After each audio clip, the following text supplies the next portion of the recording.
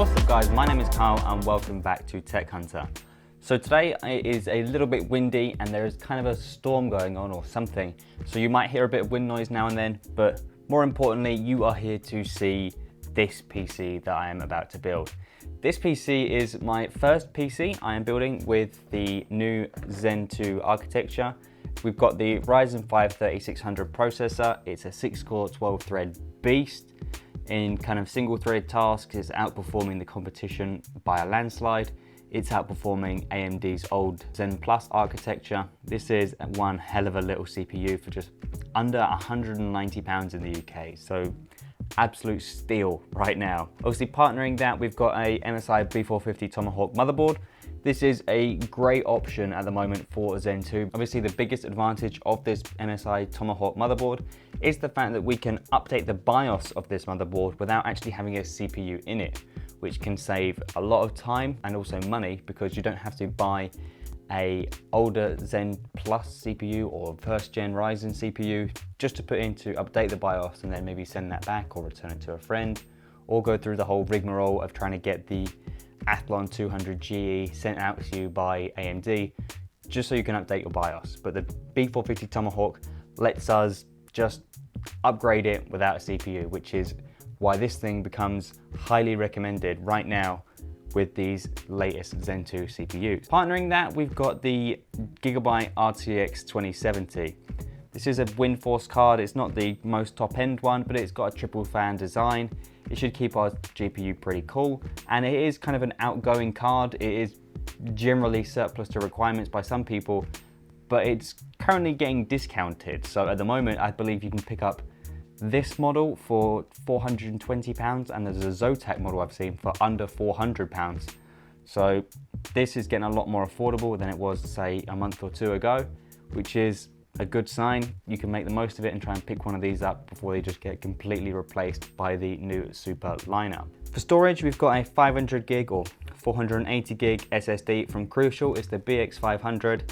This is a great little budget drive. It does pretty much everything you need it to do. It's pretty cheap right now. I think I've got this for £49. No, I got this for £39 on Amazon. So that's an amazing price for a 500 gig SSD nowadays. And something you cannot do, or for me, you just cannot build a PC in 2019 without an SSD, considering you can get the cheapest ones, like 128 gig for about £15. So if you're not building a PC with any SSD, then yeah, you're a fool. To be honest, you're a fool and you should be disgraced to call yourself a PC enthusiast. Anyway, back to the point. We've also got 16 gigs of RAM from G.Skill. It's some Ripjaws 5. It's CL16 speeds, so not great, even though it is 3200 megahertz RAM. It would have been better if it was CL14, but that is significantly more money, and we're trying to stick to a budget, so that kind of made sense for me.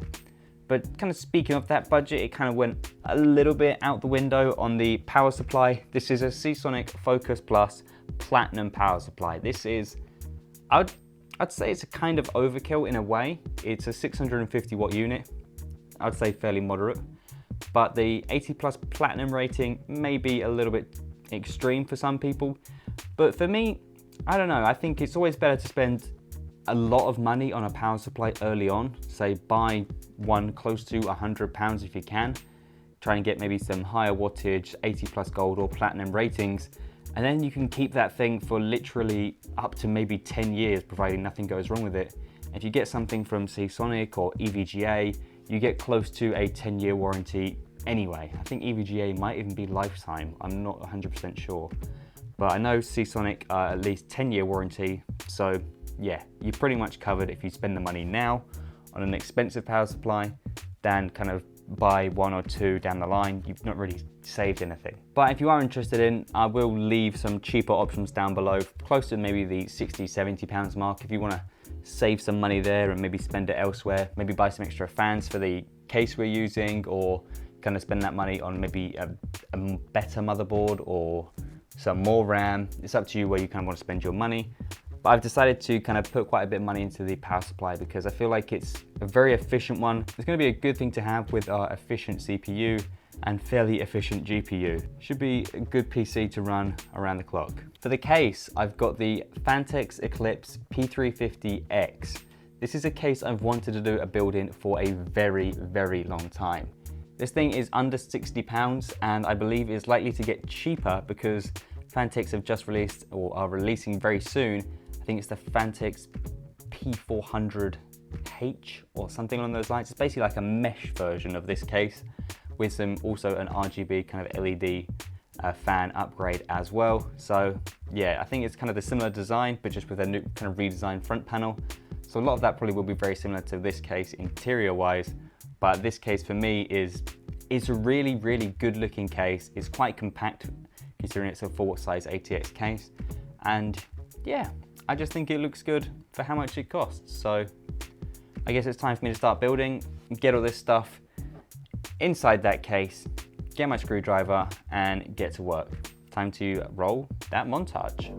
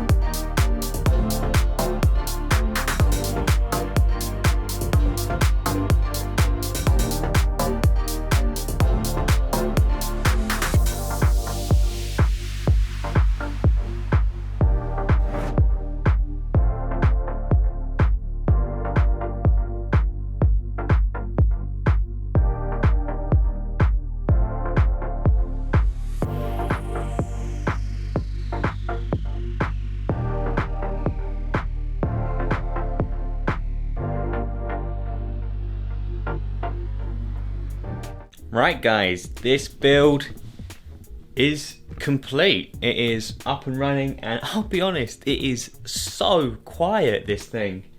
Obviously we're not loading anything up at the moment, it's just sat in the BIOS screen, but it's super quiet. So yeah, it is all together and it looks pretty damn good. I hope you think that in the B-roll anyway. But I did make a few mistakes during this build, which happens now and then. I completely ignored that there is a cutout for the GPU cables to come through somehow. I don't know how I missed that one. And also I have my front panel connectors plugged into the completely wrong thing. So you wouldn't have even thought that I've actually used this motherboard before and I should probably know where those front panel connectors are going. But meh, what can I say? I'm pretty happy with how it looks. Obviously we need to adjust the RGB and things like that. The case itself, the P350X, I haven't used this case before, but I'm very, very happy with it. It was like genuinely so easy to build in. Getting that back panel on was an absolute dream. It's got a few nice little features, like the black and white IO shield looks quite nice. The kind of all white interior kind of goes well with this kind of black exterior. Plenty of dust filters included. Pretty good looking case overall. Finally glad I got a chance to build in this thing. It's not even an expensive case, but it's just one I've been kind of waiting to build in. And unfortunately, you guys, you're not going to like me for this, but there will be another video on this build. I'll be benchmarking it. I'll be going through the temperatures and things like that. But for today. It is purely just the build, how it looks now, enjoying it in all its kind of sexy glory, and hopefully next week we'll get a chance to benchmark it and get this thing tested and see how well this actually performs for £1,000. Yeah guys, I'm sorry about that. It is going to be a two-part thing. You'll probably work that out when you see the title and the description anyway, but I am unfortunately going away for a week to work about 200 miles away from my house, so I won't be able to do much in the way of benchmarking on a PC when I am nowhere near home. So that is pretty much it for today guys. If you like this video, please do not hesitate to click that like button down below, and if you decide my face hasn't offended you, don't forget to click that subscribe button so we can see each other again soon. And of course, if you want to get notifications as to when that next kind of benchmark video goes live, please don't hesitate to click that bell icon so you get notifications as to when these videos get uploaded. And I'll catch you guys in the next one. Cheers.